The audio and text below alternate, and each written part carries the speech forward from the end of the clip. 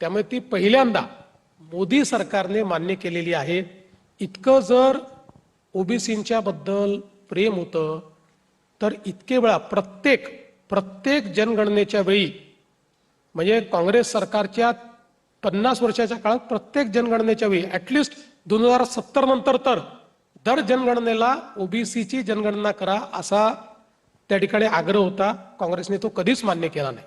Sir, आता एक मध्ये दोन गोष्टी विचारायच्या. एक तर हे आता 2/3 मेजॉरिटी पुढचं पण किती प्रश्नचिन्ह आहे.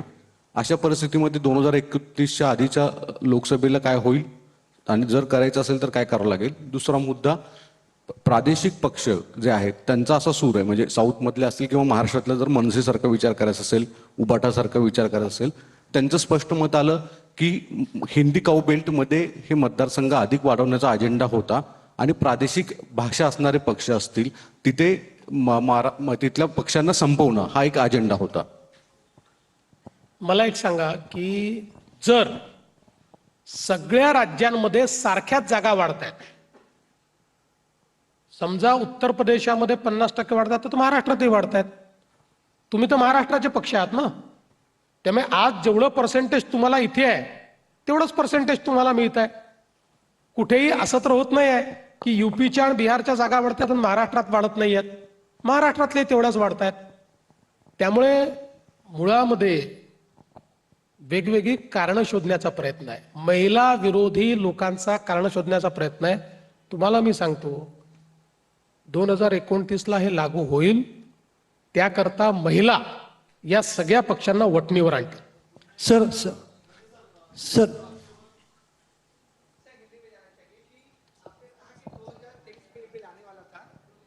मराठी संपलं असेल तर हिंदीत येतो 2 मिनिटं. हाँ सर. सर मराठी सवाल कभी खत्म नहीं होंगे सर, हम लोग भी चले जाते हैं. 1 मिनिट, एक आखरी, चलो एक शेवटचा. आणि महिला आरक्षण विधेयक असल्यामुळे एक अजून इकडे. सर, महिला आरक्षण विधेयकाला 1996 साली सुद्धा माजी पंतप्रधान HD देवेगौडा असताना सुद्धा काँग्रेसनं अशीच भूमिका घेतली होती आणि आता सुद्धा घेतली नाही. लाडक्या बहीण योजनेच्या बाबतीत सुद्धा काँग्रेस अशीच भूमिका घेते. नेमकं यातून काँग्रेसला महिला आरक्षणाचा प्रश्न आपल्याकडनं सोडून त्याचं क्रेडिट घ्यायचं असं वाटतं का? नाही, त्यांनी क्रेडिट घेतलं असतं तरी आम्हाला आनंद झाला असता, कारण त्यांच्याकडे कंप्लीट मेजॉरिटी ज्यावेळेस होती त्यावेळेस त्यांनी ते आणलं नाही. 96 साली तुम्ही म्हटलं तसाही विरोध केला आणि मनमोहन सिंगांच्या दुसऱ्या कार्यकाळामध्ये त्यांच्याकडे इतकं बहुमत होतं की ते निश्चितपणे म्हणजे 2/3 मेजॉरिटीने हे आणू शकत होते. तेव्हाही त्यांनी ते आणलं नाही. आणि तुम्ही सांगितलं ते खरं आहे, लाडकी बहीण योजना आम्ही आणली तर काँग्रेस पक्षाचे नेतेच हायकोर्टमध्ये गेले होते, ही योजना स्क्रॅप करा. हे महिला विरोधीच आहेत.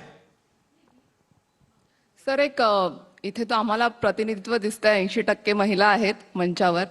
आता येत्या काळात विधान परिषदेच्या निवडणुका आहेत किंवा मंत्रिमंडळाचा विस्तारही असेल, म्हणजे तर त्यामध्ये हे दिसेल का? हा जनमताचा रेटा तर होणारच आहे, म्हणजे ते भविष्यात होतच राहील, पण तिथे काही दिसेल का असं? कारण तो जास्त परिणामकारक असेल. नाही, आता 2 आपण बघितलं असेल, आता आम्ही राज्यसभेवरही महिलेला पाठवलं, आदिवासी महिलेला पाठवलं.